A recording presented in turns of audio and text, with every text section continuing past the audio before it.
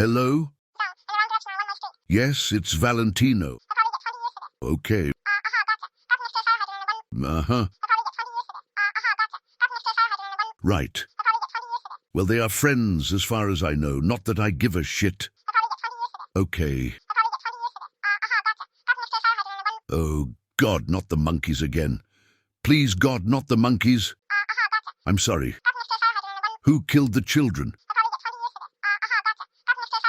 Human flesh-eating vaginas. I thought this was a sci-fi show, not a horror one. Okay. I understand. Right away. Jesus. Got a batch of personals. Dispatching them to your laptops now. And if helium falls, so does Barsoom. He walked right past us. Like there was nobody.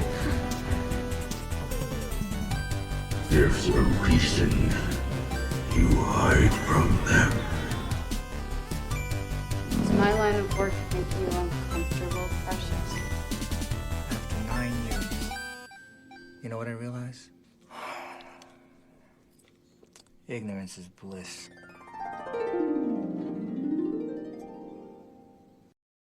Hello there. Valentino here.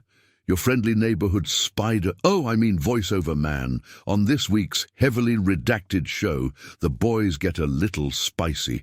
Trust me, they're actually friends and they do like each other. It's just being wankers is part of their love language. Also, management have asked me to remove a rather large chunk of Rob's, wafflings. Imagine Tom talking about monkeys, remember that? How we all had to sit through that fucking bullshit for 2 episodes. Well, it's Rob's turn this week, and it's about a clown killing children. Let's just say the big wigs upstairs at Business Incorporated weren't happy. Well, without further ado, let's get on with this bollocks. I've pressed record while we're still Oh, of course you have. doing 'Cause you're a stuff. 'Cause beast. You never know what comedy gold might happen, like the normal stuff, while we're still fiddling with ourselves. And as you said, what was And it? you're You just fiddling said with knobs. I'm tugging this about. nobble gobble, as we just said. Nobble, nobble. Yeah, knobbly gobbly. How you been? Yeah, Right. not too bad, dude. How are you doing? I'm okay. Yeah, a bit tired. We're starting. It's 10 o'clock at night. Everyone can still hear the rustling, but I don't really care. Yeah, no, fair We're enough. really here. We're real people doing real things, getting real things ready. I'm just going to let you all hear the noise. I don't would care. absolutely kill you if you did this on our show. Oh, wait, you did the other day. Did I? Oh, yeah, there's bits where you're doing this, and then you suddenly go, oh, sorry. I did do that, yeah, because I realised I wasn't near enough the microphone. I was self-correcting without asking you to pause beforehand. Normally you just tell me off. I do. Maybe But then I you're trying noticed to be you better at smile not telling when me I off. tell you off. And it's like, Yeah, is because I this- couldn't care less. yeah, that's what she says. No one gets to tell me off. Right, should we start? Might be an idea. Enter authorization code. Okay, guess the intro. So, how do you think you did? I got 6 out of 6. You reckon you got 6 out Oh, of 6? 100%. Do I need to start making these harder? Because you're getting them, and by the way, James also got them all right again, so well done, James. You're welcomed back into the Winner's Lounge. I'm not on my own anymore. But People. I'm afraid we are bringing in the BYOB rule. Bring your own biscuits. Oh, thank God it's not bring your own booze. No, we've got booze. It's just running a bit low on biscuits. Yeah, the old bourbons have run out. All there is in there is ginger snaps at the moment, and no one likes them. And a surplus of the festive digestives, which no one's eating, oddly. Yeah, funny that. No wonder they shouldn't waste the name Festive Digestive, because they would. I know. Adam should go work for the McVitie's Advertising Corporation, shouldn't he? Okay, should we go for the first one? Yes, I think you should. Well, I've pressed it, and that was pointless, wasn't it? Did you set them up? I did set them up. Handler. Eon. We have an assignment. I didn't press it hard enough. Didn't press it hard enough. Go on then. Aeon Flux. Aeon Flux. That's correct. Weird ass film. Yeah, I've only ever seen it once. I think I've got it on DVD. I've got it on DVD because it was just through that period of time where HMV still existed in town and DVDs were $4.99. So it's like, I'd quite like to see that. It's a $5. I'm just going to buy it because everyone was busy buying Blu-rays instead.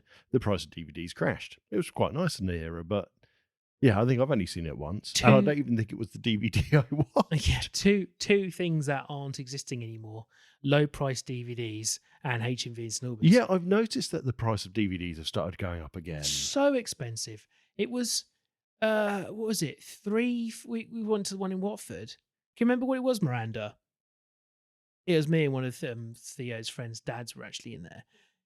Yeah, it was like 3 for $35 or something on Blu-rays. And you like, It used to be stop 3 here. for a tenner. Yeah, it's like, no way should that be the case. Unbelievable. It took over from the VHS days. So when when DVDs were at their height and they were like £15 to £20 each, videos were like 3 for a tenner, or I think it was even 5 for 20 at one point. And then Blu-rays came out, so DVDs filled that slot, and suddenly you got the 3 for 15 offer. But no, that's ridiculous. No, they were selling some Blu-rays in there for £20 individually, and you think, no, not nowadays. You're competing against streaming now. You've really got to lower your expectations of who's going to be buying 100%. these. You know, the only way I can play a Blu-ray is by putting it in my Xbox or PlayStation now. Yeah, absolutely. And when they go discless, well, I've got no way of doing it. Although my big concern is, obviously, we've talked about it many a time, is the whole digital revolution and the fact we hate that things can be taken away from us. Yeah. So I do buy DVDs still of things that I really want to keep. Yeah, I'd like having them, but it is a difficult sell to me. 20 quid for one. No, well, little fun fact for you. Haven't said fun fact for a while. Here we go. Everyone, Miranda, you listening? We are now going to decide whether this fact is fun. So you can buy in Asda and not Tesco anymore, weirdly. They've kind of stopped doing hardware and TVs, but Asda still has their stores that you can buy TVs and DVD players. Not going well so far. £20 buys a DVD player. Mm-hmm. Has HDMI on it. Mm-hmm. Their £20 DVD player, and the same one is Amazon brand. You can buy from Amazon for the same price. Multi-region now. Yeah, they started doing that, didn't they? They did start making a lot of the multi. You didn't have to put a code in anymore. Because it does mean you could jump onto eBay. It's like, don't care, that's an American. I'm just going to have it. It's because TVs don't care about NTSC anymore. Yeah, that is a fun fact. Well done. So actually, for 20 quid, a DVD player that can play any DVD from across the world, I think that's brilliant. when the player is the same price or cheaper than the DVD. Well, this is it, isn't it? It's like a printer's cheaper than the printer ink. Should we do the second one or guess the intro? You've got terrible handwriting. I haven't handwritten anything since I was at school. Oh, it was a bit loud, sorry. I wouldn't worry. Transcendence. Transcendence, yes, you've seen that. Morgan Freeman meeting up with Paul Bettany. It is Paul Bettany, yes, that's right. Yeah, I think I've seen about 2/3 of it and never bothered finishing it. It does get a bit odd by the end. Yeah. Some weird like drones and things going around. But yeah, it's That's a good the one film. with I like Johnny Depp. Johnny Depp, yeah. Basically developing a way to carry his soul on forever. Yeah, somebody uploads his consciousness That's into the one. it, yeah, and then starts what we all worry about. The best thing for the human race is to end the human race kind of scenario. Spoilers. Next one. Maybe more than a dozen inside. When the door's down, blow the bulbs. Yes, sir. I know what film this is. Watch, hang on, look. I'm going to demonstrate this film. Not any use for the people listening. Go on then. I'm going to move my phone, and you'll know when podcast people will know when I move my phone. Hang on. Wow, I'm moving my phone around. Just any movement they do in that film has an overdubbed. So I pull the gun out. I move my hand left. It's awful. Was it before Matrix or after? Similar time. I think it was just after the Matrix. Yeah, it was the whole. I enjoyed it. It's a good film. You can say what it is. Equilibrium. Yep. But the gun kung fu is just so fucking dumb. It's with Christian Bale. And that's right. Sean Bean. Sean. I've gone into a dark room and I'm just going to choo choo choo choo choo choo choo. Everyone's dead. That's right. That basically is it's pretty much. Such a terrible bit. The rest of the film really good. That thing though is just so stupid. Next one. I just made a joke. And, Stop talking.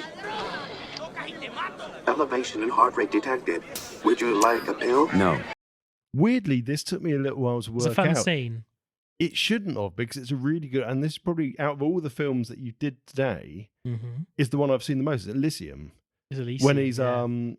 basically trying to explain why he's late. Yeah, and right at it's the just start, like, yeah. I had an accident. You've just gotten this, your blood pressure. Would you like a pill? You know, it's very Alien.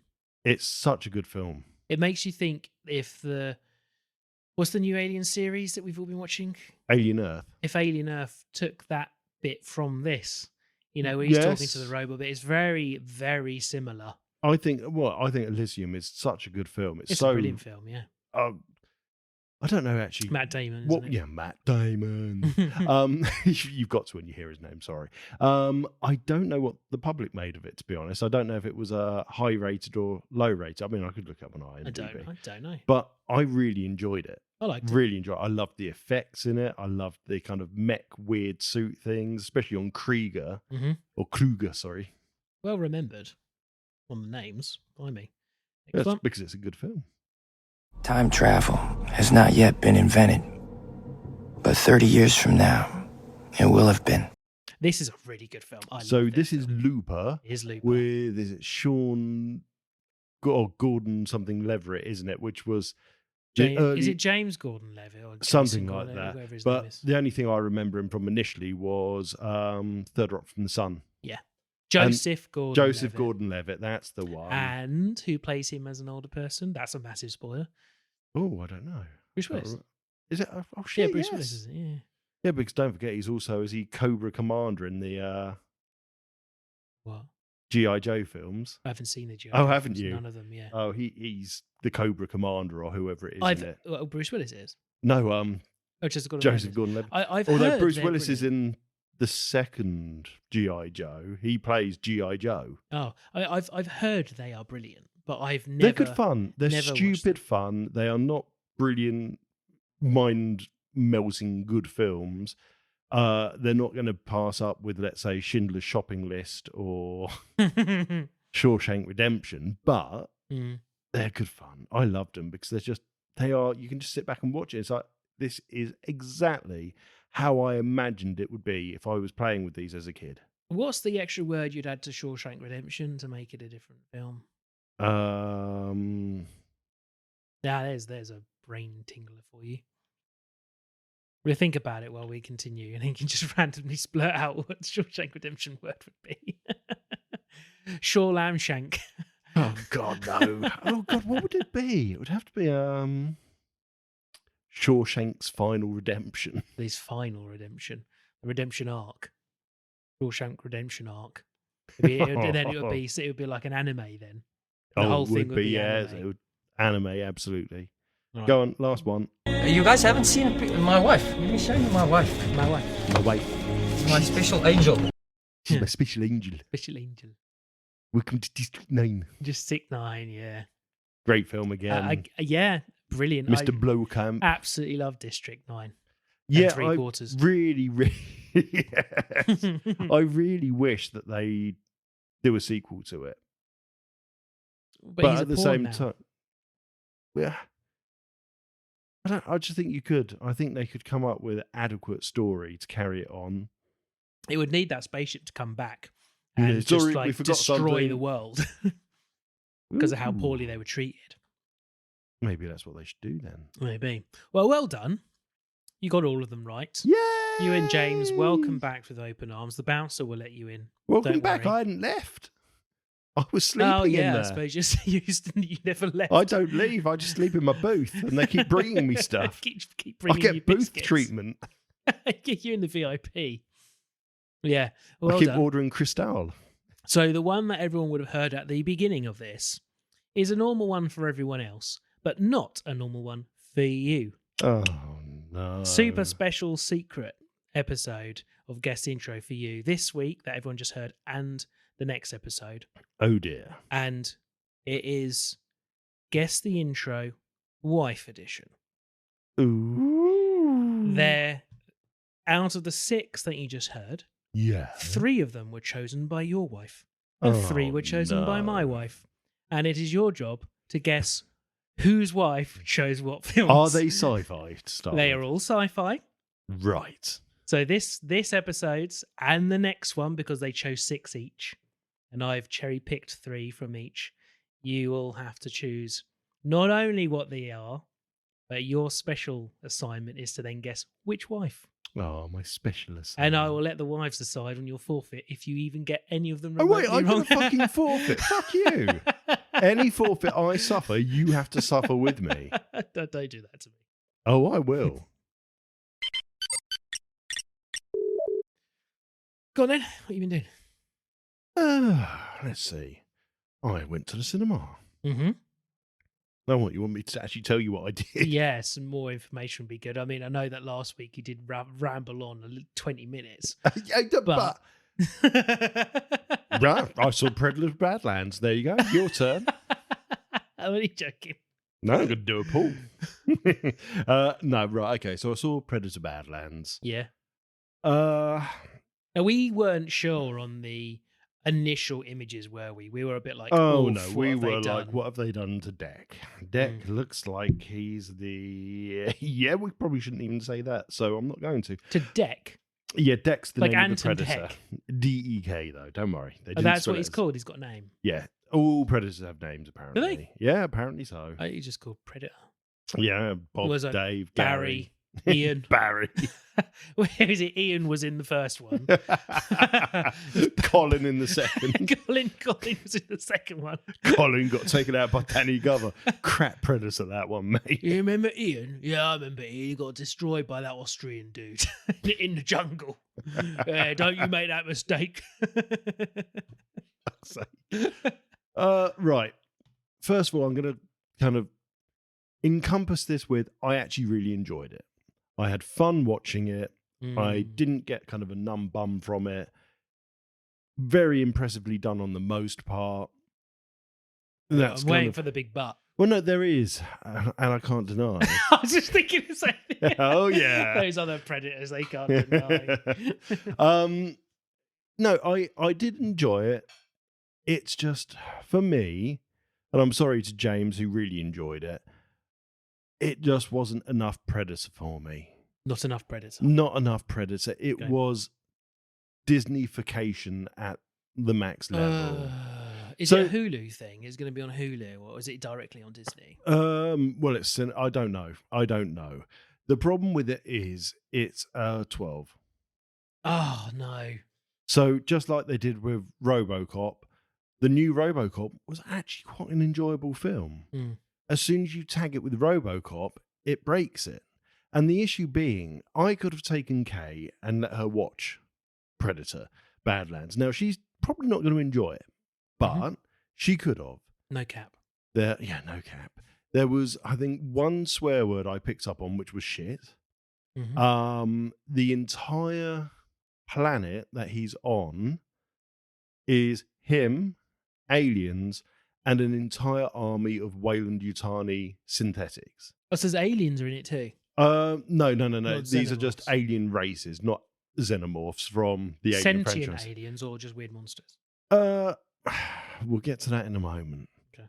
So, first of all, they've done what I kind of described as Carmageddon in the 90s. Now, do you remember when Carmageddon came out?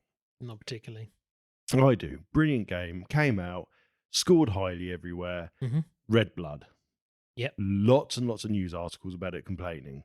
All of a sudden, you could not buy the game anymore with red blood. Well, that's what they did to Mortal Kombat. The UK got green blood. And then shortly after, they released patch 1.1, which brought back the red blood if you wanted it. It feels really like they just did this film where, right, we're going to kill loads of people.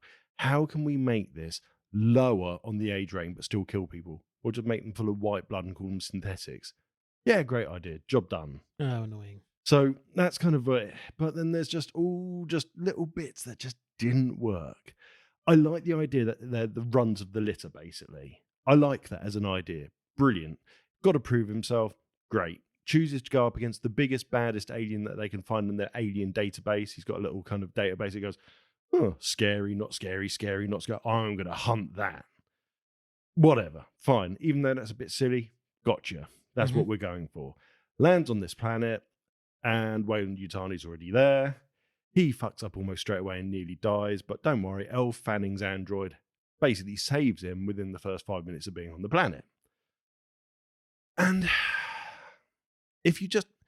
I haven't read any of the comics, haven't read any of the books. Mm-hmm. So all the lore that has been created is wasted on me. Because as far as I'm concerned, Predator 1 and 2 are the only Predator films, and that is the lore I know. Yeah, that's and all if I base it on that knowledge, Dec should have just gone, fuck off, android, weird, woman-looking creature thing that's been ripped in half. If I'm going to die, I'm just going to die screaming and fighting my way to death. Blow myself up. Instead, he lets the android help him. Right, so she's an android. She's a synthetic who's been cut in half and basically crucified by another creature on the planet. He lets her have his rotating flying disc, and she comes down. But she's floating around. No, she's basically on this wood pile, and he throws his only weapon with him to her. She manages to get loose and kill this dragon thing that's about to kill him. Where are her legs? We'll get to that in a moment. So he's gone to the planet to fight something called the Callisk, which is this big monster.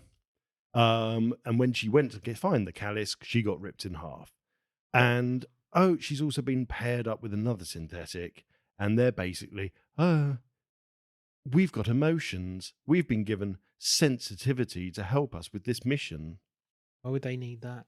So it helps them get on the side of the other aliens they may come in contact with. Right. It's like, no, sorry, that's shit. That doesn't sound like a Weyland-Yutani. No, it's a load of bollocks. thing, does it? And basically, the entire film is her crooning after where her sister is, and she can't wait to see her sister, and she's been so excited by all of this, blah, blah, blah. Very saccharine. They finally find her legs. Then she finally admits to Dec that actually she's kind of double-crossed him, and she's called the Weyland-Yutani people to come and rescue her and come and fix her, and also that the Callisk... Anyway, so it all goes down that route. The bit you were saying about the creatures, yeah, there is another creature that she calls Bud that comes and helps them, which is this weird blue monkey-looking fucking thing that looks awful like CGI. No. It looks like this kind of... it's really hard to fucking explain what it looks like without showing you a picture. But basically, it's comedic. It's there, and it smiles, and it laughs, and it's kind of... It copies... Well, they've got to sell the toys to the 12-year-olds. Well, this is the thing. It's really, really bad. It's just like, why have you done this? You don't want... There you go. That's what Bud is. Yeah, that's a weird-looking thing. Yeah. Oh, it's quite cute, isn't it? Well, Looks like its whole face opens up. Well, that's it. And yeah, basically, the Predator learns to love it and to care for it, and that actually it needs to create its own pack rather than deal with the fact that it's been kicked out of its own one and his brother was killed by his father.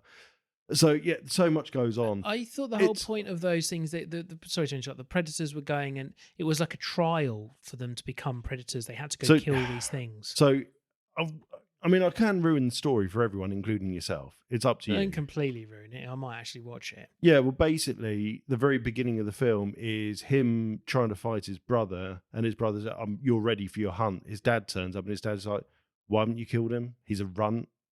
And the brother's just fighting, going, you've got to give him this chance. You've got to give him this chance. And the dad just kills the brother, which makes Dec really angry, but the brother's pre-programmed his spaceship to fire him off to go and get the Callisk. Right. Oh, yeah, just dreadful. So the dad is a proper predator then? Yeah, the dad's a dick. It's perfect. He is exactly what a predator should be. But even the end is set up as a comedy. You're joking. No, basically, things happen, and then you got Elle Fanning stood next to Dec, and there's this giant spaceship coming, and she's like, oh, is this more friends? And Dec turns around and goes, no, not friends. Do you speak English? No, they've just subtitled. Okay. It's my mother. Oh, fuck's sake. And that's how they end. It's like the point. So, as I said, it's an enjoyable film. They could have just ignored the Predator design, get rid of the Predator design, come up with your own design, and make it its own standalone film. Because right now, I could take Kay to see it and say, "Oh, do you want to watch Predator 1 and 2?" And the trauma. And they'll be a little bit different.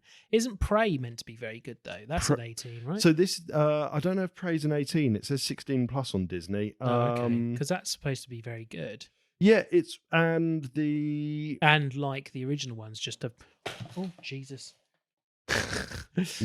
Sorry, just like Jesus. Yeah, wow. But and like one predator hunting people, but back in the caveman Aztec. Basically, yeah. So that's what Prey seems to be. I'm just trying to find it now. That's not it, surely. No, that's not it. Yeah, it's just I don't know. It would, in my mind, it would have been far better. It was a 15 Prey. Okay. It would have been far better as just its own independent sci-fi film, and I would have accepted it far more. Now, I enjoyed it. As I said, I keep saying I enjoyed it. I really did enjoy it. I just can't fully accept it. Just like I can't fully accept the new RoboCop is RoboCop. Just like I can't really accept Terminator 3 as a Terminator film. They are all good science fiction films that are ruined because they've attached themselves to a franchise. This is exactly what we've said previously, isn't it? I can't remember exactly what it was we said about it before. A few episodes ago, we said something similar, that this would have been a great film had it not just taken the name. Exactly. Yeah. We have done, and I really stand by it. It's a good film. It should have been given its own legs to stand on. Instead, they're attaching it to the Predator franchise, and I don't know. As I said, Prey is meant to be very good.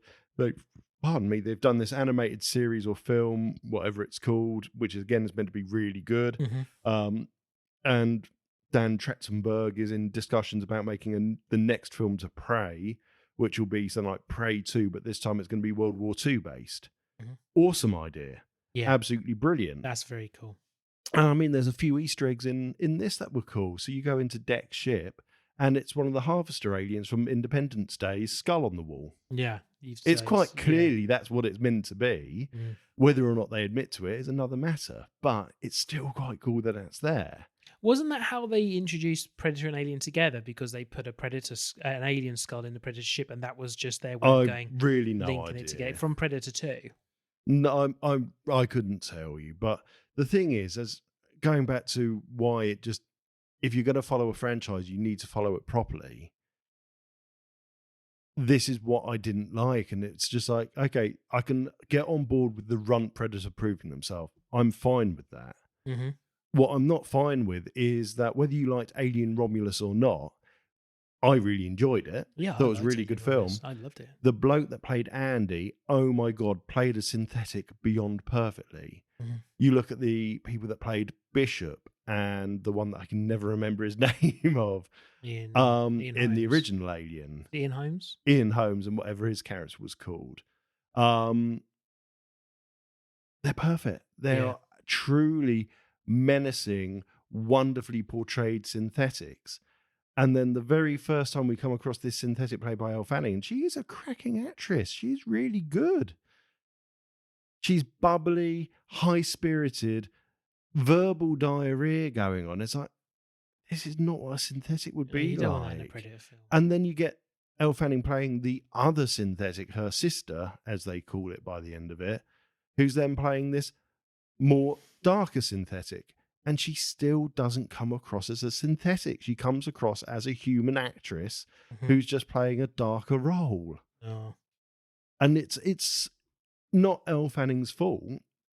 The characters and how they've been written and they've been scripted do not work as synthetics. Yeah, that's a shame. As I say, it is a shame because the film does deserve to do really well. But for me, it just didn't work as a Predator franchise.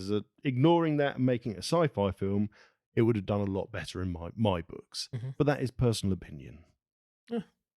And that's about it. I watched Predator 2 pretty much the day after because I wanted to see... to get over it, yeah. Well, no, not get over it, but it's Predator 1 I've seen loads. Mm-hmm. Predator 2 is probably the least one I've seen. And I thought, you know what? I've always watched it and I've never minded it, but I don't know why Predator 1 gets way more watches to it. And I'm just watching Predator 2 and actually I really enjoy it. I think I've only seen Predator 2 once. Yeah, it isn't as good as the first. granted, but yeah. it's a very different film. I don't particularly rate very highly any of the AVP films. Oh, no, they're all terrible. They Yeah. should not. I won't. I will not watch them. And again, it just immediately breaks the law that you expect to exist from Predator 1 and Predator 2. A predator will not make friends with you to help you. Yeah. A predator would rather die and claim the kill of you than do it. Yeah. And I get the idea from AVP that happens quite a bit. Predators with Adrian Brody, which was kind of their one where these people get... Yeah, that was an odd one. Yeah, they've been captured and taken to the predator planet and hunted instead. They rescue a predator who then helps them. No. That predator will go, yeah, thank you very much. You've all got weapons. Brilliant. Kill, kill, kill, kill, kill. Right, now I'm armed to fuck. Yeah, that's it. Your memory for some... I forgot that film existed. Predators. Completely forgot that existed. And then you've got The Predator, which came out fairly recently, which was their modern Predator film. And I don't know if I've seen that. It's awful. Absolutely awful. They introduced that one of them gets given... I don't even know if a Predator gives them it. This box that they touch, and suddenly it builds an entire Predator suit on the person that touches it. No, and then they become this kind of Predator-suited person. It's terrible. Rubbish. Yeah, definitely. Anything else? No, honestly, that's been it. Nothing else except for Event Horizon.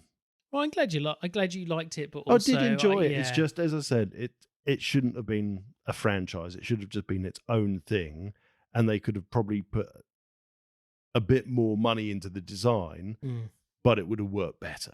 Yeah. What have you been up to? I've actually prepared. I've got a list. I know. It's unfucking believable. He's got the preparation H on and he's ready to go. I have preparation H'd myself. So, in preparation for the new Stranger Things coming out, we've just literally, before you pulled up, we just finished season 1 again. I forget how much I love that show. When you haven't seen something in a long time, you do sometimes forget how much you like something. We've binged season 1. So I've seen season 1. I wasn't enamored with it. I don't know why. It just didn't touch me in the way that maybe David Harbour could have. I don't know. But then we got to the second one. It just felt so slow and painful, and we gave up halfway through. There is one episode in season 2 which is awful, fucking dreadful, and it got panned at the time. And if you look at IMDb, it's the only one that doesn't get 8 or above in a score. It gets 6. It's one where 11 goes to New York or something and meets like a load of other people. That's it. Yeah, that's the season I'm on. Dreadful. So you've got a couple of them bugger off to go and talk to the conspiracy nutcase radio who becomes person. A really good character in later seasons. Yeah, honestly, 11 has just decided, oh, my mother's still alive, so I'm going to go off to New York to find her there. And yeah, I was just so bored. It was just so boring. I think season 1, let's just going on a chart. Let's use Kay's terminology. Peak. Season 1, absolutely brilliant. Season 2, because of that one episode, I can't remember which episode it is now. It has to go down. That episode, you can actually skip it. You don't lose genuinely, you do not lose anything by missing the episode. In fact, you'll probably have a better time. It's like I've watched all of Naruto Unleashed and Shippuden, and we used a guide to know what episodes to skip. Right. Because it follows the manga, but it was releasing weekly and the manga wasn't released that often. So when there was no manga released, the writers of the show had to fill. So they would do their own story arcs, and they're pretty shit, a lot of them. So people found out which episodes are filler and which episodes are canon, and they literally listed it down. So you can go through and just skip quite a few episodes because they have no relevance to the canon. And you can tell because the canon stuff is far superior to the filler. Anyway, Copilot says episode 7, The Lost Sister. That's the one. In season 2 of Stranger Things, you can skip episode 7, The Lost Sister. This episode is often considered disruptive. It focuses on Eleven's journey and character development, which some viewers find unnecessary. It is unnecessary. It's pointless. It's terrible. It adds nothing other than an annoyance to the season. as I was saying, number 1, peak. Drops, has to drop because of that. 3, keeps about the level. 4, steps right up again. Okay. What a great season 4 is. Particularly, there's a character who like plays loads of metal music. 4's the Master of Puppets season, isn't what it? a great season 4 is. And now we're just waiting for 5. Right. So I'm really hoping 5 is going to live up to what 4 left it as. The last episode of season 4. Oh, absolutely brilliant. Loved it. If you like Stranger Things, season 4 is great. Well, maybe I'll go back and give it another try. But I found we found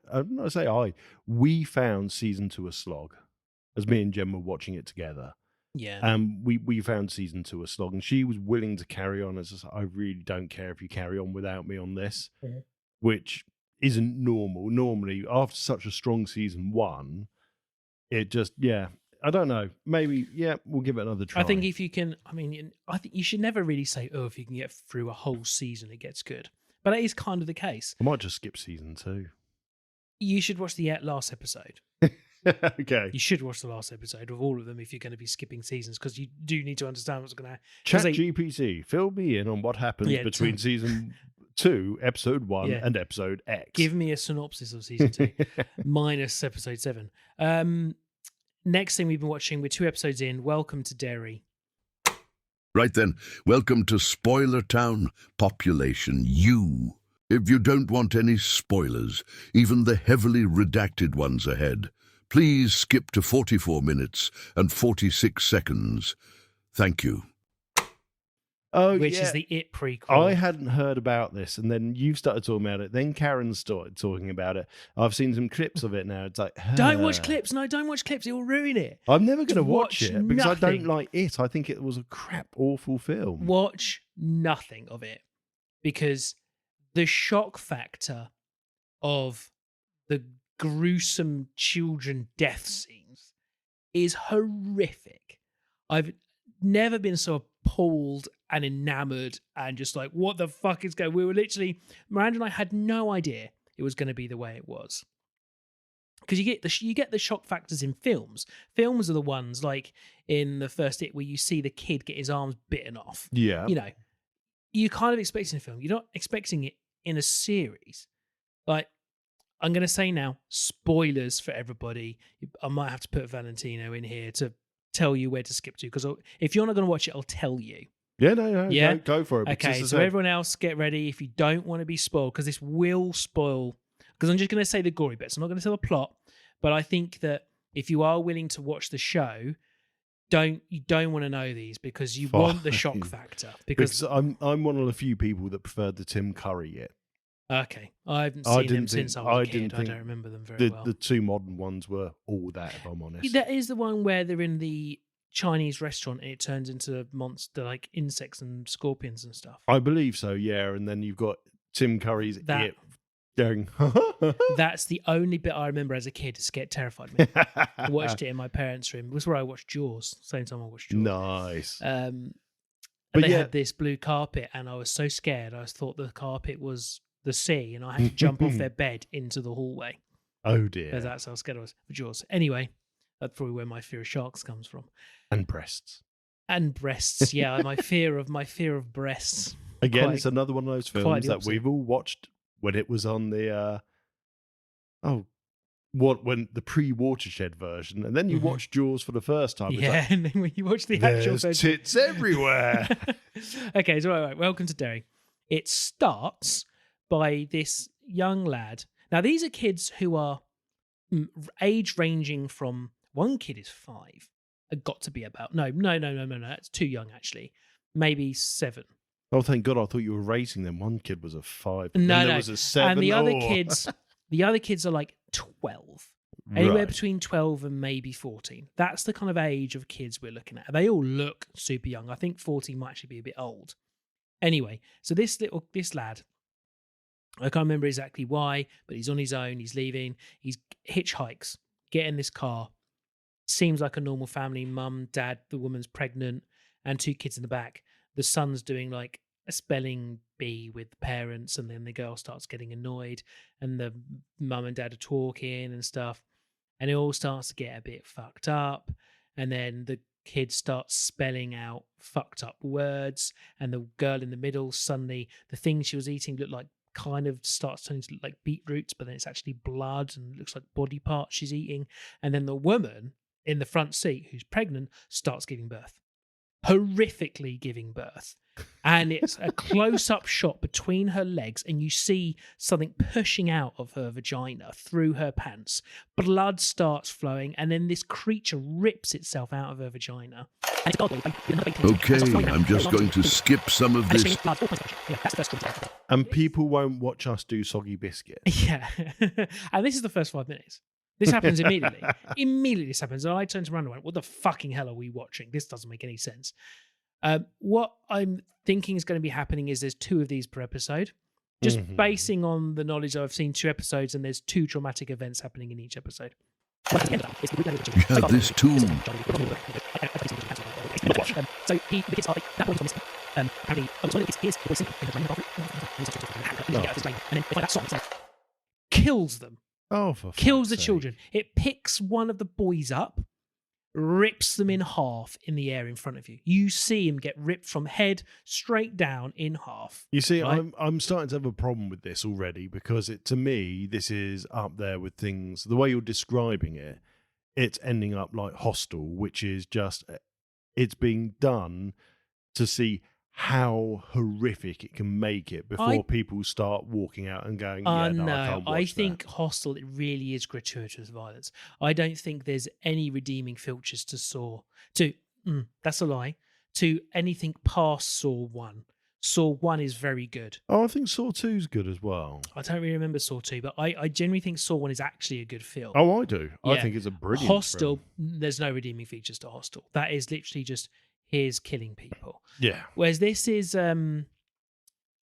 because it's a horror, like you kind of, and it's a monster doing it, and it just shows you. I mean, if I was going to imagine, which obviously I wouldn't, a child getting ripped in half, that's kind of pretty much what I think it would look like. Yeah, but I don't think that they're just shoving it in your face. But that's my problem. I don't need to see that. How much do you see of it? You see the entire thing. Exactly. And for me, I'm not a prude. I don't have a problem with gore. I just don't think it's necessary to show that. Now, a really good point is we watched Smile 2 last week, me and Gemma. I forgot to say that. And in Smile 2, there are some genuinely grotesque things that happen. Yeah. You see them for no more than 2 seconds at a time. It cuts away, yeah. But there's enough for you to go, oh my God, that was gross. And it lasts with you, but not enough for you to go, I'm gonna have to start looking away from this. I found it difficult because the children. And I wonder if I wouldn't feel that way if I didn't have a child myself. And there's a particular bit in that cinema bit, there's a very small kid who is like a little bit older than what my T would be. And she is hiding underneath the seats. And there's an older girl holding her hands. It's like, it's okay. And like her, is it her brother? Well, yeah, one of the boys has been killed, and then her brother gets killed. And she is like obviously fucked up. Yeah. And then the next thing you see is the older girl running out with the projectionist girl, and it ends by the camera going down and the older girl is holding the little girl's arm. Oh, fuck. Because the little girl's gone. No. And that's how the episode ends. And then episode 2 starts back at that scene, and you then see what happened to that little girl's brother. He gets thrown up into the sky and splats against where this projector screen is, and you see him. It's almost quite comical. Like, then slides down. You still again don't see what happens to the little girl. Thank fucking God. Yeah. And then after that, oh God, shut the fuck up.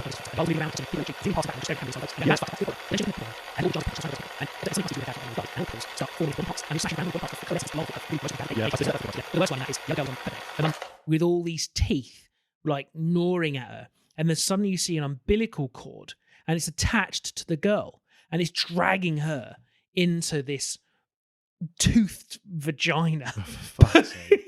Look, I wish everyone could see TJ. I've spent 15 minutes talking about these 2 episodes. My genuine point is I just don't feel that there's any, and I know we're about to talk about Event Horizon. Just right. cut point now. Clap. Make noises on the thing. Spoilers over. Right. Okay. Spoilers over. Thank you, Valentino. Yeah, I just feel that there's no need to go that horrific and graphic in anything. I mean, maybe that works for some people. For me, like you said, Smile is perfect. That sort of horror where you've got this psychological kind of basis going on. Yeah. And for me, sometimes it's the unseen that plays far more into how a film and how a horror should be. And we talked about it in Nope. The soundscape in Nope when the alien is above the house screaming and it's raining blood is genuinely terrifying. Yeah, I'm going to keep watching it, but I've got to say it is pretty gruesome. Let's move on because we're going to spend ages. Yeah, I was just going to say, no, just not because it reminded me of it. I was just thinking, what other horror films have I kind of seen that I've kind of like, other than the Smile series? The other one that I saw fairly recently, and it turns out it's 6 years ago, so it's not fairly recent, Okay. so, was Scary Stories to Tell in the Dark. Okay. And that had some, again, it was a horror style film, but they didn't go over the top with it. And actually, the bits they did in it played out really nicely. Yeah. And that's well worth watching. But I mean, I'll give it a try, but honestly, it just sounds too much for me anyway. Yeah. Frankenstein's just been released. Guillermo del Toro. Looks I'm amazing. Desperate to watch it. Miranda wants to watch Stranger Things first. I'm going to have to go through all the Stranger Things before we're going to watch that. I'm so desperate to watch it. It looks brilliant. It's on Netflix. If anyone's interested. The Witcher, season 4. And I think I've spoken about The Witcher before. I'm super into the books. I've read all the books. I'm into the games. You sent me some choice words about this season so far. I've played The Witcher 2 to death, played The Witcher 3 to death. Other than Blood and Wine expansion, I never did it. I'm probably going to play it now that I've got a computer that can run The Witcher. So I've got to say, it's difficult to say. I didn't hate it. So we actually ended up binging it. Now, is it as good as season 1, 2, and 3? No. Season 1 is the best one, and it never recovers. Put that out there straight away. Okay, that and makes there was sense. nothing, even Henry Cavill, who was, by all accounts, the only person trying to keep it on the source material, could do, and that's one of the reasons why he left. But it's come out that the CEO of Netflix has made an apology to Henry Cavill publicly. They lost $20 million just after the trailer release of season 4. They lost $20 million. I don't know how that's possible. Maybe people pulled out or they were expecting advertisement bills and stuff. And the CEO has come out asking the writers of the show to also publicly apologise to Cavill because they were apparently scathing of him. See, this is the problem. You upset the people that like Cavill, whether or not you think he's good or not. The bloke has clout. The fact the bloke during COVID set up and did live streaming of him painting Warhammer figures, which then in turn boosted Warhammer, I mean Games Workshop, whatever they're called nowadays. Games Workshop, yeah. The amount of money they brought in, the fact that he then just help join me while I build a gaming PC, that made people go, oh my God, he is a normal bloke as well. And then these companies started taking him away from the franchises they like. What were they thinking? So he was fantastic as Geralt. Really good. If anyone's like, he was clearly portraying the games version, but inside, obviously, the stories of mainly the games do follow the book. Anyway, it's complicated. And Liam Hemsworth, he is a good Geralt. He absolutely is, and I'm giving all props to that. But to be following from Henry Cavill, it's not the same. Had it been Liam all the way through, Wouldn't have been a problem. And he is good in his own right, and he's doing the mannerisms and great. But unfortunately for him, he's been shoved into this. I say it all the time. People are going, I'm going to get a council one day. This a complete Disneyfication, Netflixification, agendered-filled bullshit story. They had the perfect story to do. And like they even like the writer idiocy of him, he gave all the rights away to them without any ability to have any control over it himself. Yep. He's a fucking idiot. He's done it twice. He did the same thing to the guys who did the games, to CD Projekt Red. I mean, they did a good job with it, but he didn't even take a revenue split or anything. He's a fucking idiot. He just took a bit of money and was like, there you go. Doesn't realise what he's got, you know? No, and he did the same thing. Is it he doesn't know what he's got, or is it that he wanted to make sure that if he wasn't greedy, the game would stand a better chance and the TV series would have stand a better chance of going out there? He said he used to give them, like, apparently in season 1, they used to ask him, he said this in an interview, they used to ask him for advice, and the Niv used to follow it anyway, to the point that then they stopped asking and he stopped giving. And he's like, I'm just letting them get on with it, just whatever. He's kind of washed his hands with it. If you even remotely like anything to do with The Witcher, play the games, read the books, if you give a shit about the story. That aside, I think it's a little bit unfair that the reviews are all like 4 on IMDb. It's not that bad. It's been review bombed, which is never a good thing. It isn't that bad.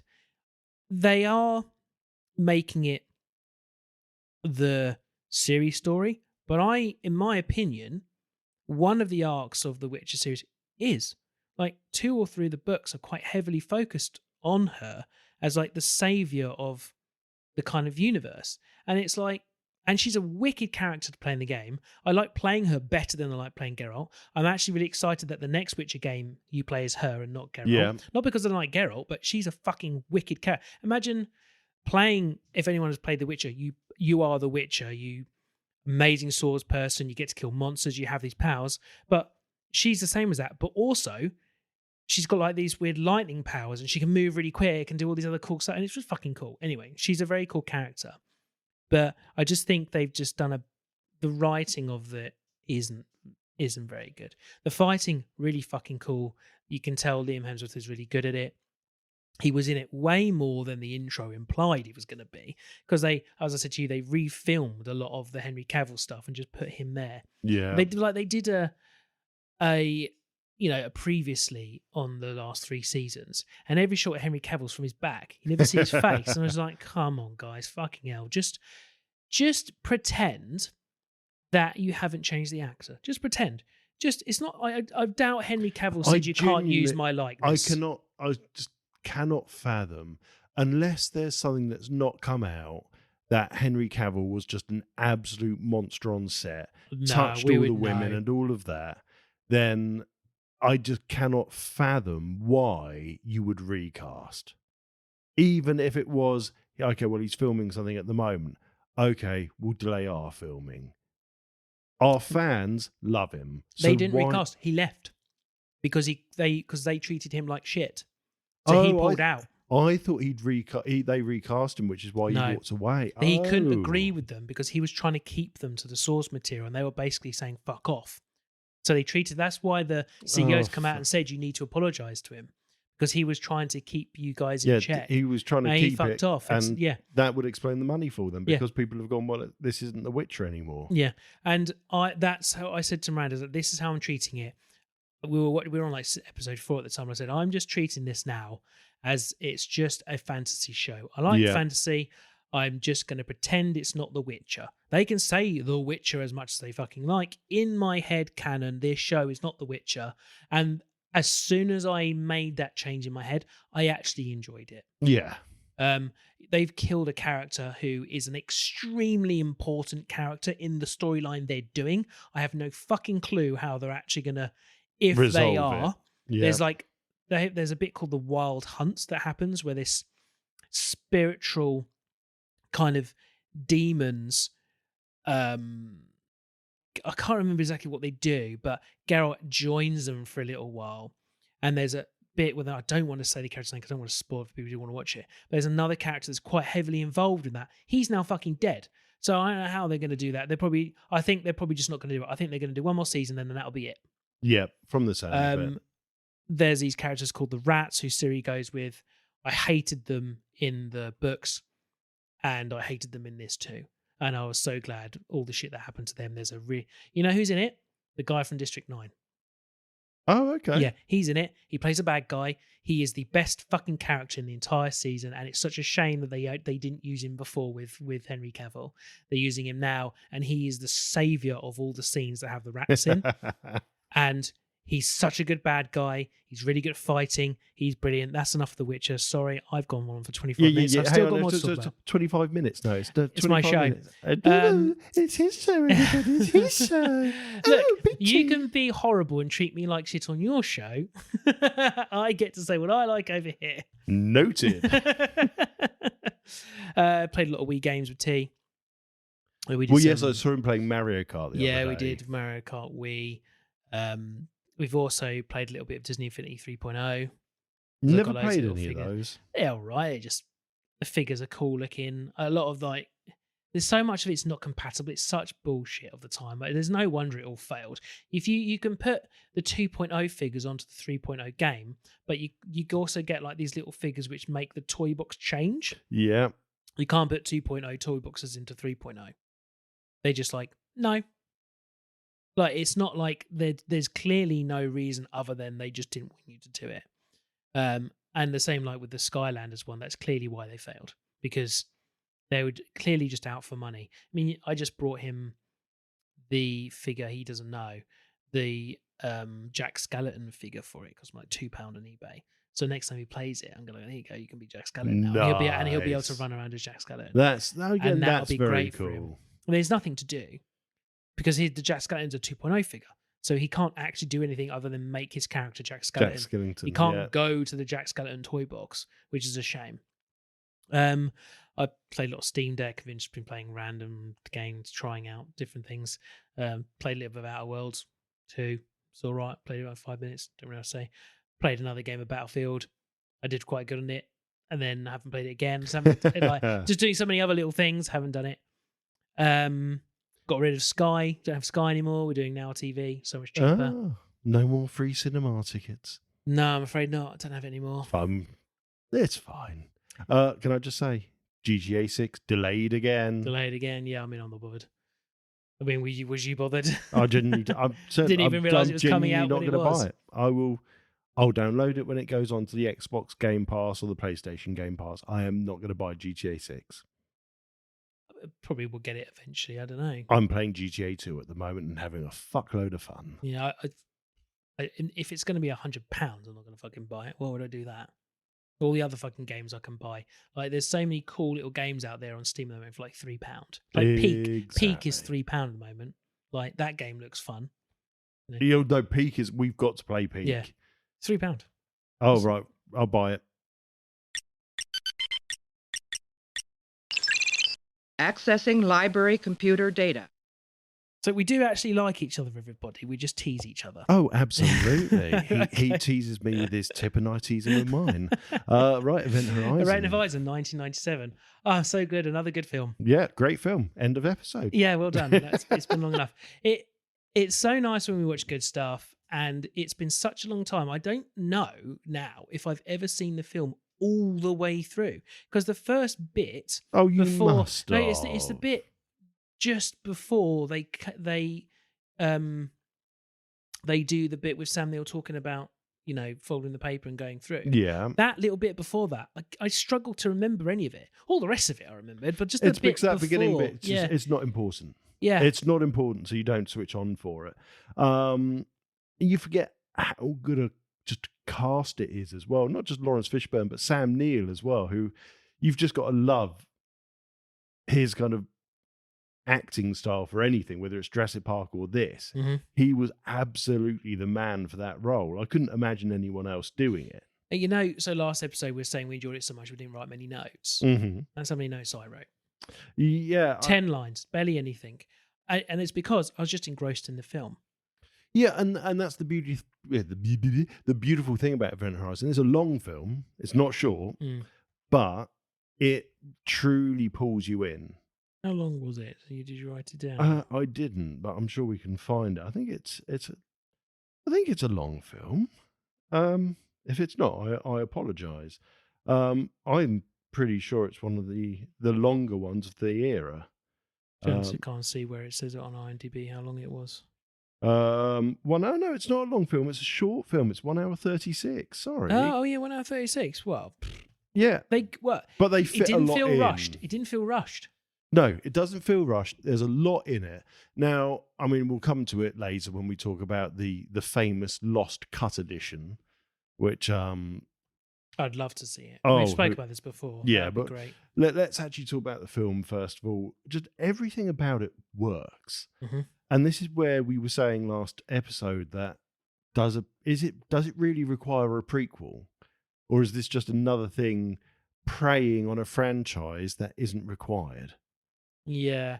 I think we said, what could the prequel possibly be? It's got to be the creation of the Event Horizon. And I'm a bit worried they're going to spend a load of time in hell. Well, so we've got two kind of options, haven't we?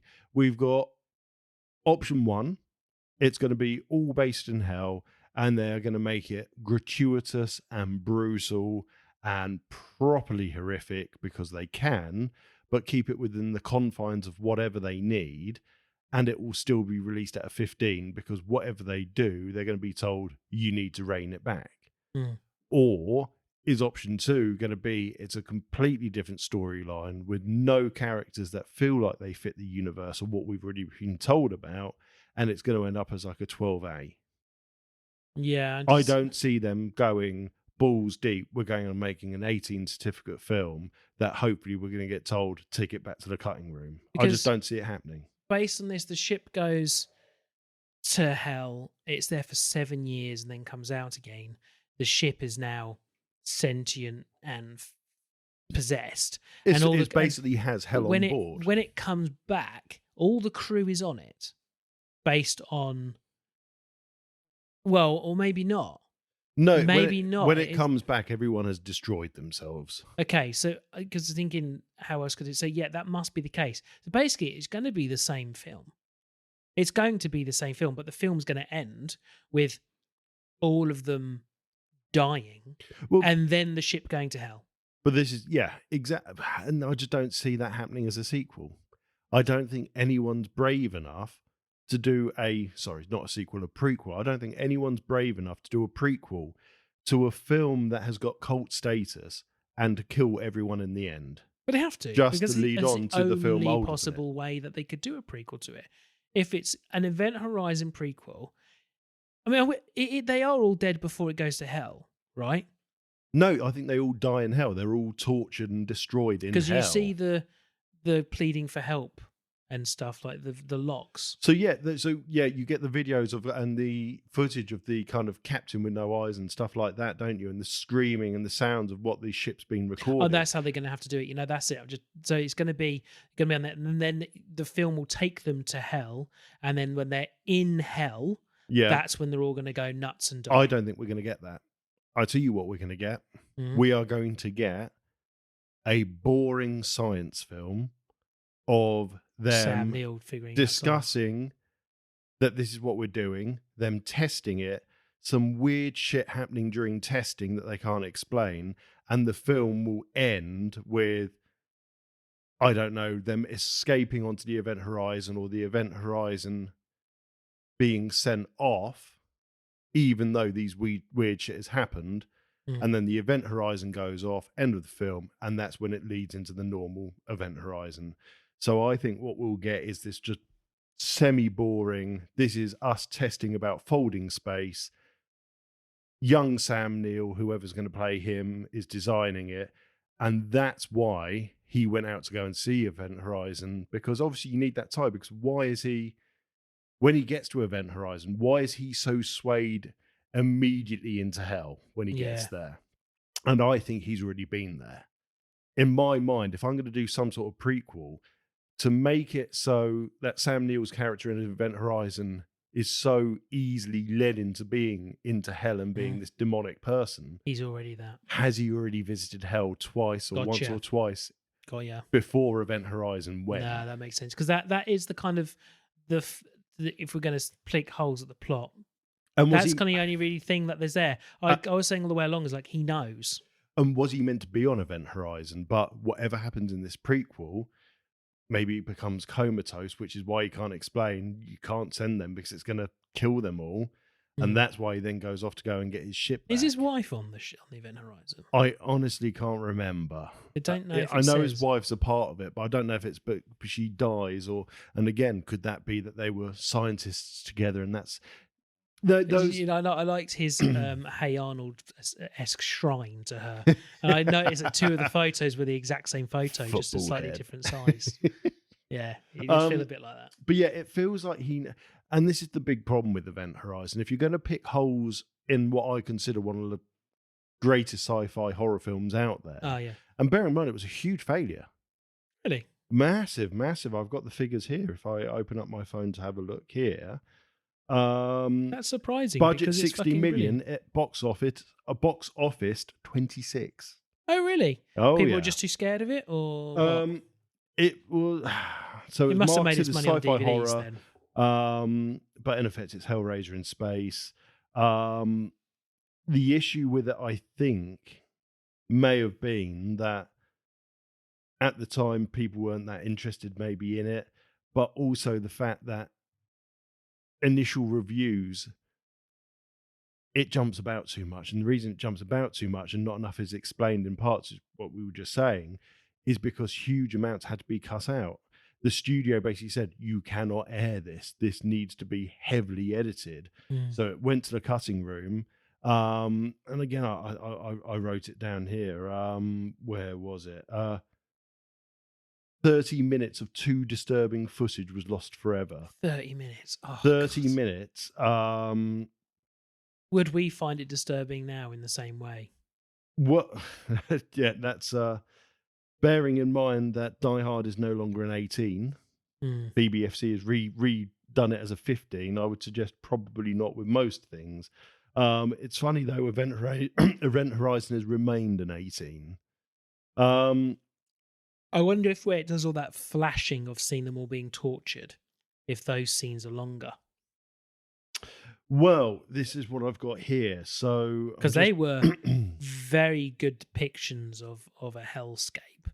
They were very good. Yeah, so one of the known facts, some of the hell footage was filmed using amputees and porn actors for realism. Okay. That's the stuff that was cut. Yeah, okay. Everybody hates that the full director's cut was destroyed. There's no closure. There's no proper version. I've got here the missing footage allegedly means that there's character arcs and explanations that just vanish. I bet one day that's hidden away in someone's loft. Well, allegedly there is one copy of it in a salt mine in Hungary on a mouldy VHS tape. I don't know how true that is. It's an odd place for it to be. A very odd place, but there you go. So yeah, lost footage stored on a mouldy VHS in a Transylvanian salt mine. Why would it be there? No idea. It's one of those things like the guy who edited it would have kept a copy for himself, put it in one of those like circular tin things, put it in his loft and forgot all about it. And he'd be like his great grandchild inheriting a house, going through all the lost stuff, and we'll find Event Horizon original. But this is the bit I wanted to find, and I think this explains why the film was a failure. And as much as it's become a cult film now, and you can sit back and you can enjoy it because of what it is, even though you've got the big holes in it. And I think personally, this is and if this is true, this is why it's broken. Anderson delivered his cut in 6 weeks instead of 10 months. We did it really quick. Yeah, 6 weeks to cut 30 minutes of footage in a film that is quite exposition strong. That's a lot to remove. You're not just removing large chunks of grotesque horror. It sounds like quite a bit was removed, and it feels like that. If you watch it without having the fandom glasses on, without saying I am a fan of this film, if you try and take those off and you try and pick holes in it, it's quite hard to pick holes in. There's not enough explanations for some things, yet some things don't get explained at all. And how does the drive end up going to hell? What actually is hell? Are we talking about hell? Are we talking about a different... And so much of it is left unexplained that sometimes it gets lucky. Mm-hmm. It gets lucky because your own brain starts filling in some of the gaps. Yeah. And the bits that they left in, like him covered in the weird symbols etched in his skin, is enough for you to go, oh, fuck me, and throw you off kilter so you stop thinking about anything else. If you're picking holes, if you can walk away from that and just going to try, no, I'm going to pay attention to exactly how this story is going. There are so many bits that just aren't explained that could have been done so much better. Mm. And that's me being unfair or me being brutal to it. Me being the fan of it, I fucking love the film. I couldn't care that there's plot holes in it. It's brilliant. It's scary. It's not quite over the top. And there's some genuinely fun parts in it as well. The only bits, really, because like I was kind of trying to put myself in their situation. There's not a situation like the girl, the mum who's had the disabled kid. Yeah. I couldn't put myself into her brain where I would follow a vision of my child who I know was impossible to be there. Absolutely impossible. It couldn't convince me otherwise. No. It absolutely couldn't. There's no way I would be falling from that balcony. Because if I'm like, okay, we know this ship's trying to kill us. We're taking these anti-carbon dioxide filters. The ship's going to try and show me something. And I saw my son running around. I'm not going to drop my stuff. How did he suddenly get here? It's just... So it's not happening. And it's funny, isn't it? A similar era film is Sphere. Mm-hmm. And a very similar story. Very That's the similar. underwater one. That's isn't the it? underwater one where That they was have a fucked up sphere that too, when they yeah. enter, something happens to them and then they come out. And actually, I really enjoy Sphere. The book is phenomenal. Okay. I've read the book, really enjoyed the book, a lot better than the film, as it often goes. Mm-hmm. And in some ways, it's very similar to Event Horizon, where we've got this weird sphere thing, and it's doing these things. Where Sphere falls down, and Event Horizon also falls down, is you still don't really get this explanation of, is what's actually happening real? Yeah.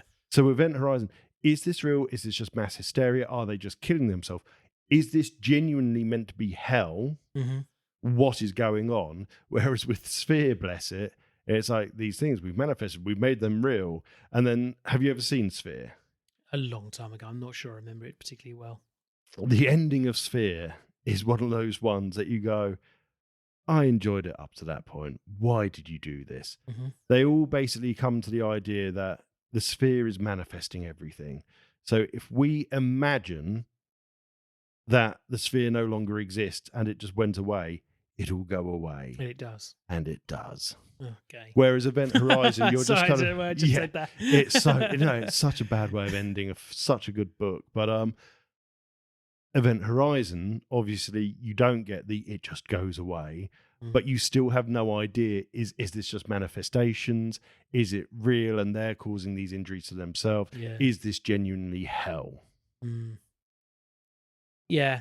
I mean, all these things aside, still, as we've said, it's brilliant. Exactly. We're just picking holes in something because you need to be negative to then pick out the positives. And every actor cast in that film is brilliant. Everyone's good. The little bits of comedy they throw in as well, absolutely fantastic. The bit where he's fixing the ship and he's, I've only just fixed her. Boom. Yeah. It's just heartbreaking. Yeah. That Cooper character was an easy one to dislike too. Yes. Yeah, considering he survives at the end. It's like one of the characters, like the one I wanted to survive dies in the ship. He gets blown up, doesn't he? Yes, he does. He was the guy I liked.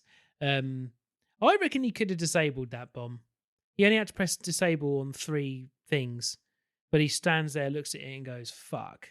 Yeah. I reckon had he known how to disable, maybe because he didn't know, but he instantly shown the touchscreen with 3 disabled icons on it. I wonder if he could have quickly gone dun, dun, dun, and disabled it with like 2 seconds left or something.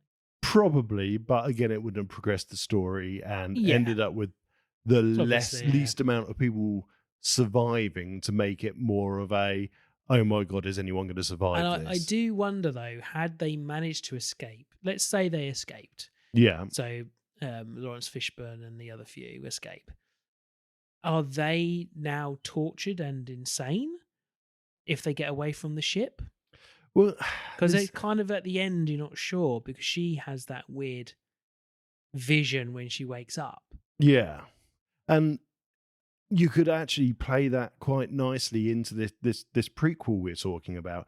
You could have everybody that's been on a test flight so far has come back and they are absolutely insane. They've completely lost the plot.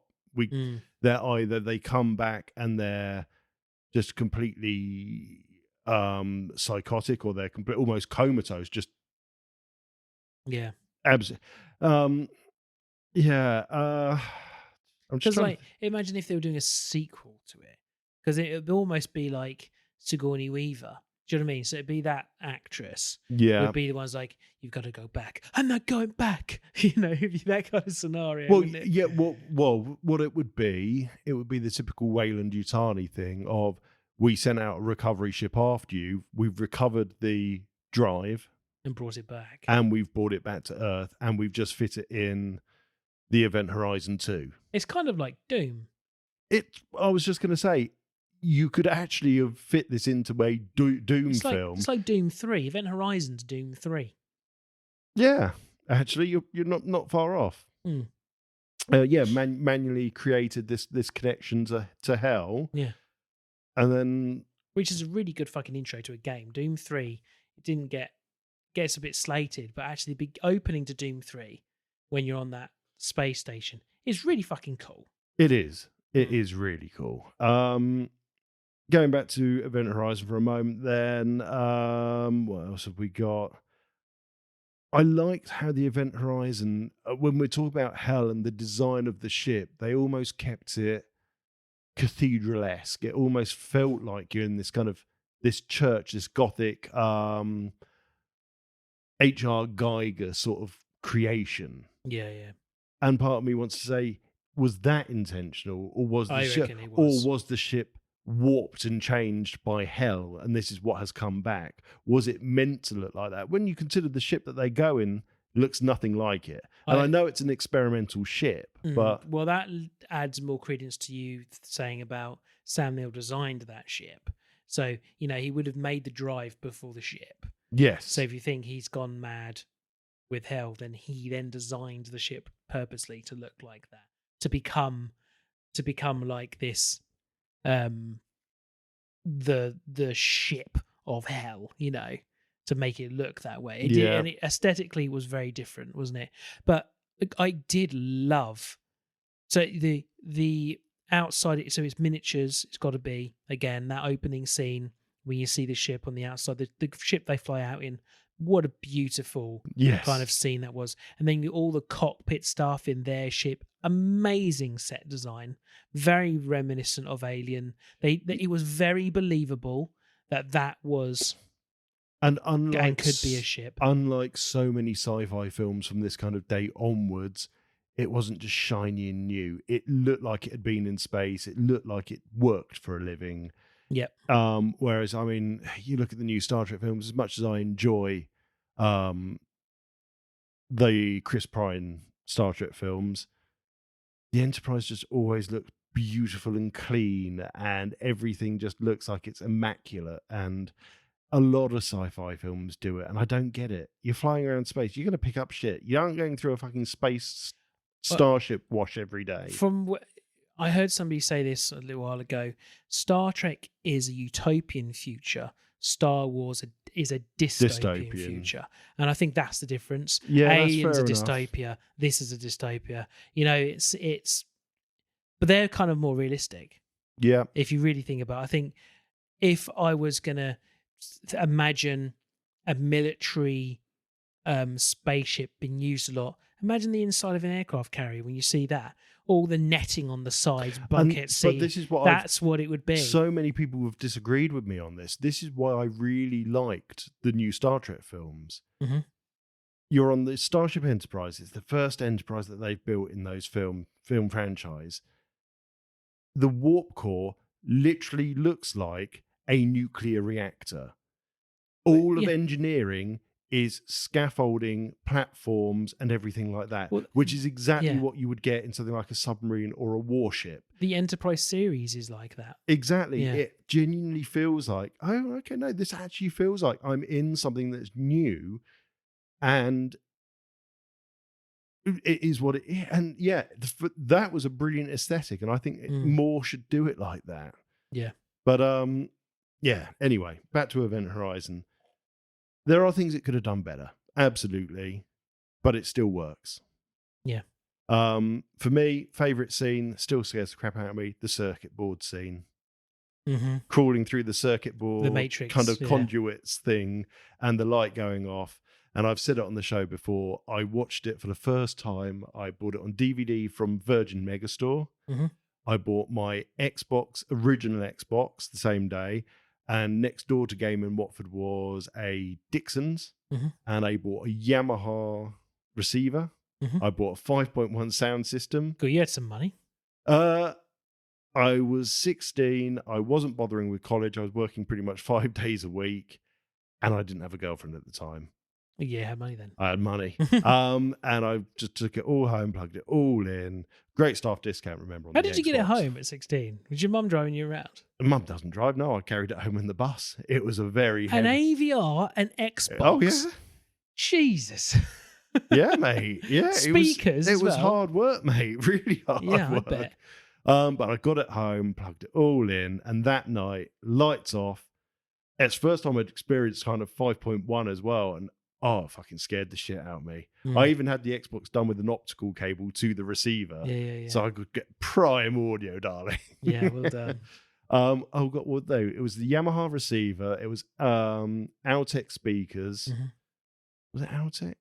The little satellite ones. The Yeah, little so ones. they were probably about, I'm just holding up a can of Monster for those that obviously can't see, maybe about half the size bigger than that. Yeah, I know. And I had, 4, and then one that went on top of the TV, and then a big ass sub. Yeah, the big sub, yeah.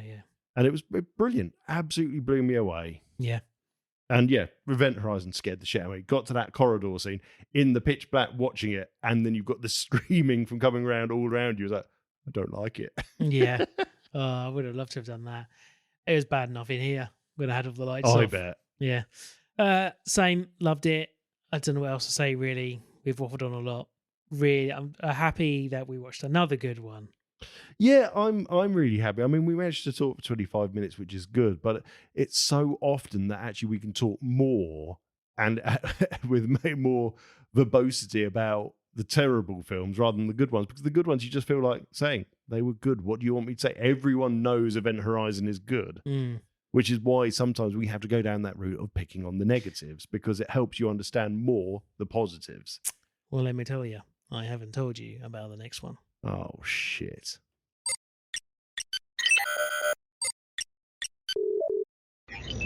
Transfer complete. I will not watch Cum Guzzlers from Space 5. The first 4 are enough for me. Okay, well, let's pause it then, because we need to chat about what we're going to do then. Okay, so this is a film. Congratulations. It's a film that came out in 2006. I'd never heard of it until within the last year. Ooh, and I've right. seen lots of clips of it. And I've been 2006. Who was in it? Oh, okay. Hang on. Let me get it up on IMDb. I'd never heard of it, and I just saw clips that I thought it was made up. Oh, right. Okay. Like it was like an SNL skit. It was that much that I thought it was an SNL skit. So who's in it? Luke Wilson. Right. Okay. Dax Shepard, Terry Crews. Oh, wow, Terry Crews. Okay. Yeah. Maya Rudolph, if you know who she is, which is why I thought it was an SNL clip. So, Dax Shepard, right? Okay, yeah, okay. It's a 15. It's an hour and 24 minutes. 2006. It is a film called Idiocracy. Yes. No, I knew this exists, and I've always wanted to watch it because it looks so fucking stupid. I've really wanted to see it ever since I realised it was an actual film. It started as soon as you said Terry Crews. It's like, shit, hang on, I should know what this is. Yeah, he basically tests something for the military and ends up in the future. And when they wake him up, everyone is idiots, read and the he becomes synopsis. the...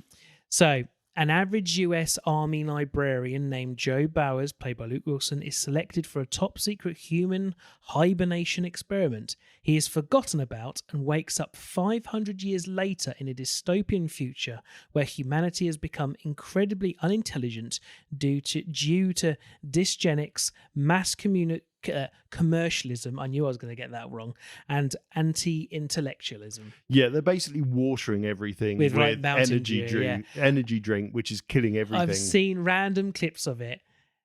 And the prison car scene where they send in, he gets a little crappy car and he's got to go up but you against... can understand why I thought it was like an SNL skit. Well, do you know who directed and wrote it?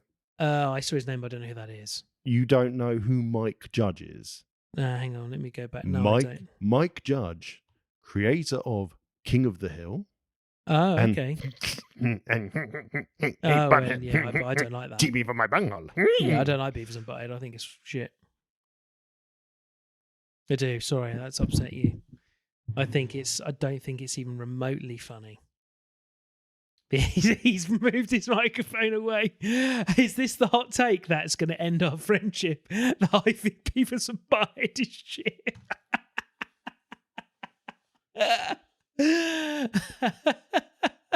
Oh dear.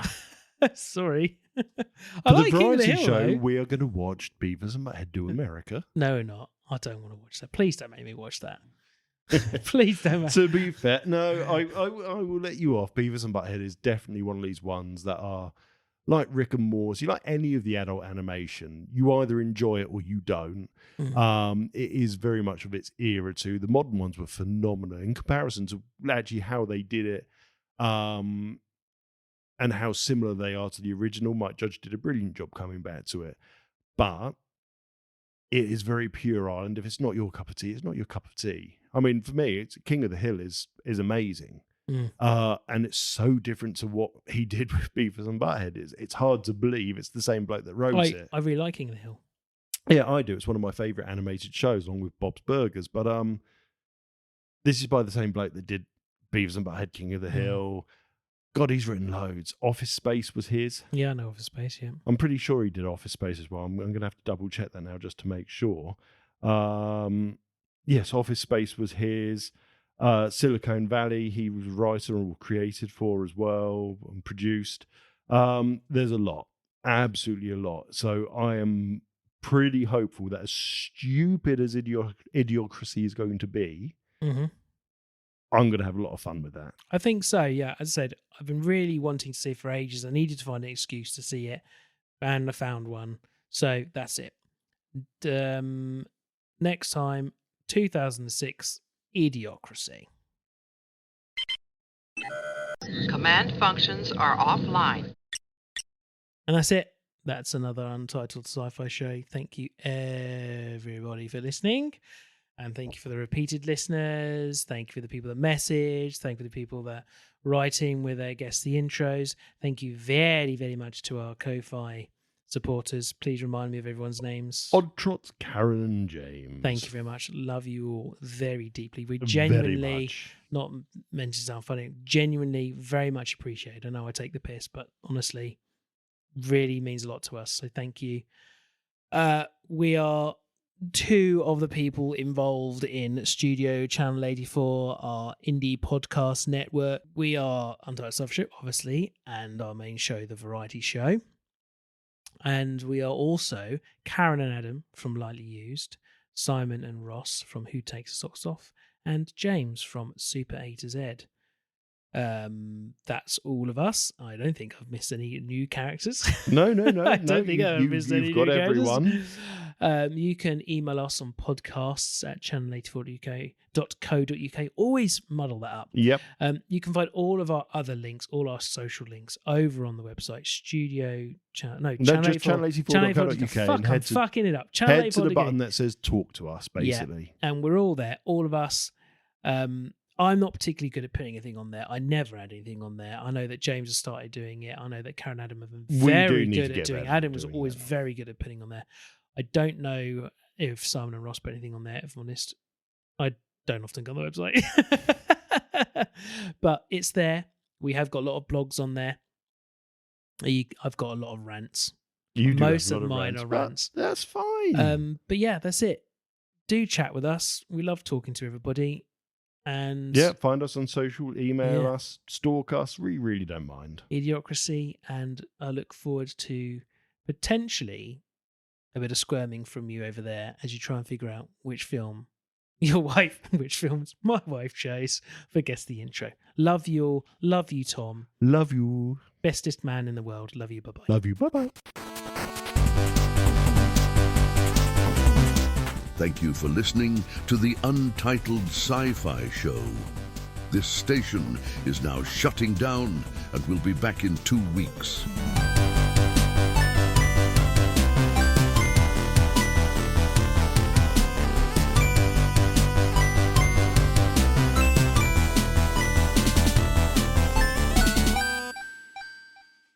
May the Force live long and prosper inside of you.